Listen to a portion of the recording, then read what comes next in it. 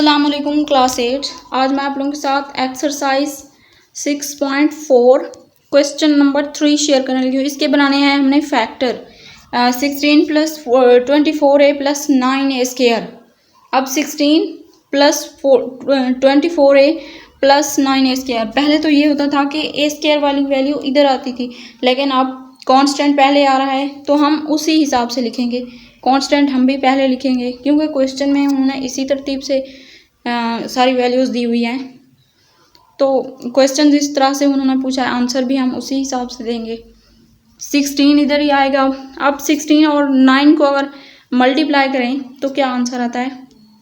6 9 54, 9 1 9 और 5 14, 144 आता है। तो 24 को अगर तो हाफ कर दें, 24 का हाफ होता है 12, 12 को जब 12 से मल्टीप्लाई करें तो भी 144 आंसर ही आता है। तो प्लस माइनस करने से ये दरमियान वाली वैल्यू और मल्टीप्लाई करने से बाहर वाली वैल्यू आनी चाहिए, तो ये ठीक है। अब हम इसके बना लेते हैं फैक्टर। इस 12a को 12a को इस 16 के साथ और इसको 9a स्क्वायर के साथ हम फैक्टर बनाते हैं। दोनों में से हम क्या कॉमन ले सकते हैं? दोनों 4 के टेबल पे डिवाइड हो सकते हैं, तो 4 4 16, 4 3 12। तो हम दोनों में से 4 कॉमन लेंगे।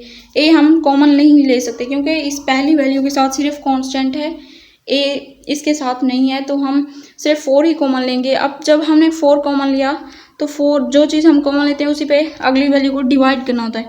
4 4 द 16, यहाँ पे जो आंसर आया वो वाला 4 है यहाँ पे। अब 4 को जब 12 पे डिवाइड किया तो 4 3 द 12, 3a यहाँ पे लिख दिया। प्लस दोनों में से हम 3 कॉमन ले सकते हैं और a भी कॉमन ले सकते हैं क्योंकि 3 दोनों पे डिवाइड हो सकता है। 3 3 द 9, 3 4 द 12।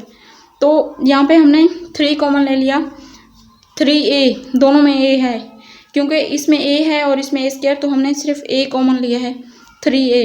अब 3 को इस पे डिवाइड किया, 3 4 द 12, जो आंसर यहाँ पे आया वो यहाँ पे लिखा, और 3 को इस पे डिवाइड किया, 3 3 द 9, और एक a तो हम बाहर कॉमन ले चुके हैं, बाकी रिमेनिंग 3a बच गया। अब ये देखें 2 टाइम्स 4 + 3a आया हुआ है और एक बाहर वाला 4 + 3a, तो ये आ गया 4 + 3a का स्क्वायर। इनके हमने फैक्टर बना लिए।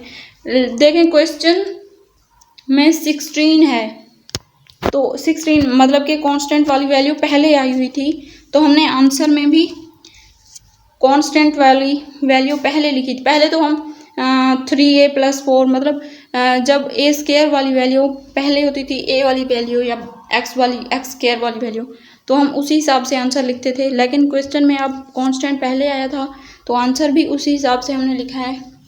उम्मीद है कि आप लोगों को वीडियो अच्छी लगी होगी। अगर वीडियो अच्छी लगी है तो लाइक करें और अपने दोस्तों के साथ शेयर करें। मिलते हैं नेक्स्ट वीडियो में, तब तक के लिए अल्लाह हाफिज़।